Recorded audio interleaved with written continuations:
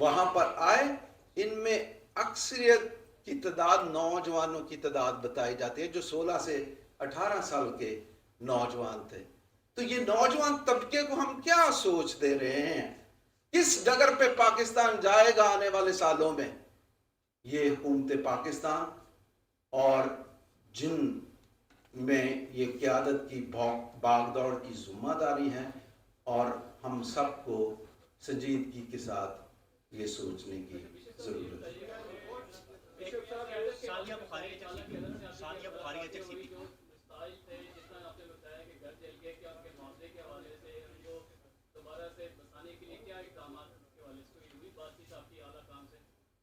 بھئی یہ تو ہم نے فوری طور پر جو ہے وہ حکومت اعلان کر رہی ہے. آپ دیکھ رہے ہیں چیف منسٹر نے بھی کیا ہے، پرائم منسٹر نے بھی، سب دوسروں نے کیا ہے.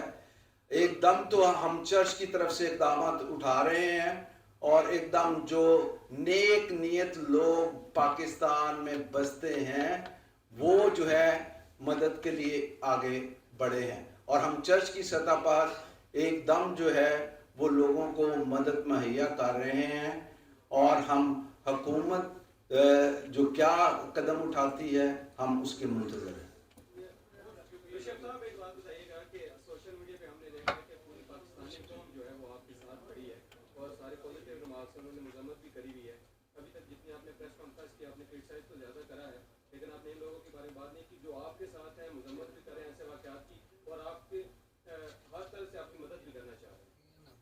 یہ تو میں نے خود بتایا کہ ہمارے مسلمان بہن بھائیوں نے ہماری مدد کی ہے، تو یہ تو نہیں آپ کہہ سکتے کہ ہم پریس کانفرنس میں ابھی تک کرٹیسائز کر رہے ہیں. میں نے خود کہا ہے کہ بہت سے مسلم بہن بھائی ہیں جنہوں نے پناہ دی ہے، اور جنہوں نے بتایا پہلے کہ ایسے آپ کو یہ جلا دیں گے نکل جاؤ، تو آپ ایسی بات تو نہ کریں.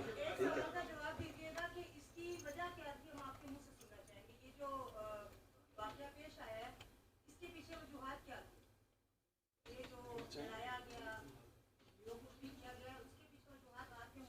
مذہبی انتہا پسندی، انتہا پسندی. ہاں جی، بالکل بالکل. ایسی بات اس کی تہہ میں جانے کی کوشش کی جا رہی ہے. کوئی مسیحی یہ حرکت نہیں کر سکتا کہ کسی بھی مقدس کتاب کی توہین کی جائے.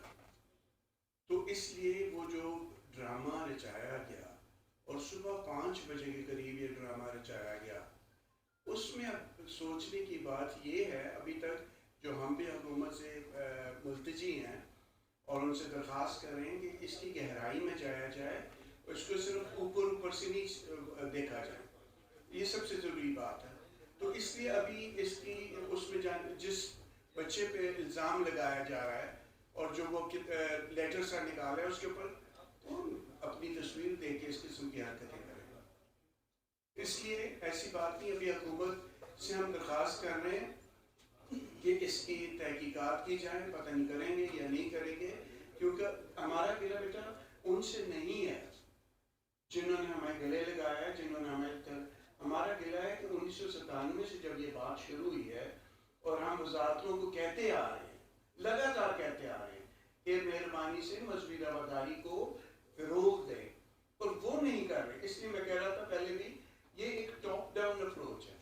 جب انہیں پتہ ہوتا ہے نا کہ ابھی یہ واقعہ ہوئے اور اس کے بعد ان اقلیتوں کو کوئی پوچھے گا بھی نہیں، یہ ٹاپ ڈاؤن کی میں بات کر رہا ہوں، تو بس بھول جاتے ہیں.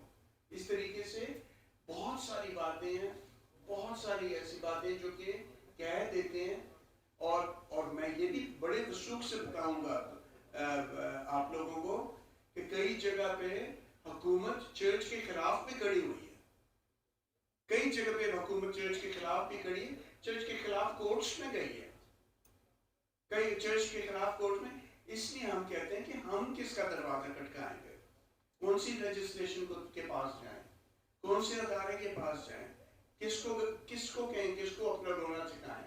ہر وقت ہماری جو آج کل ساری کانفرنسز ہو رہی ہیں، اس کے علاوہ وہ ساری یہی ہو رہی ہیں کہ جو ہماری رائٹس ہیں، مذہبی اقلیتوں کی پاکستان میں رائٹس، ان کو ہمیں کیوں نہیں دیا جا.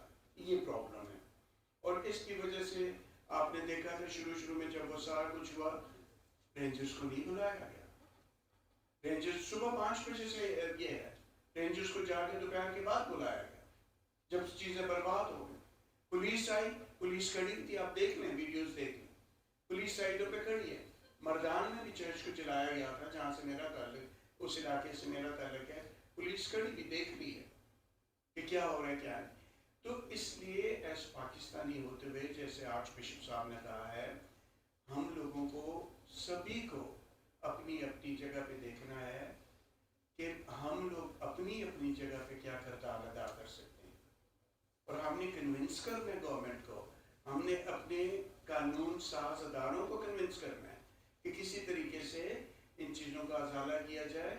ورنہ ہم بلیسفیمی لا کے خلاف نہیں ہیں، میں یہ بھی بتانا چاہ رہا ہوں. ہم بلیسفیمی لا کے خلاف بالکل نہیں ہیں، لیکن اس کے غلط استعمال کے خلاف ہیں، بالکل اس کے غلط استعمال کے. تو جو سزا ہم بس ایک نعرہ لگاتے ہیں اور آگ لگا دیتے ہیں چیزوں کو. ایک نعرہ لگتا ہے.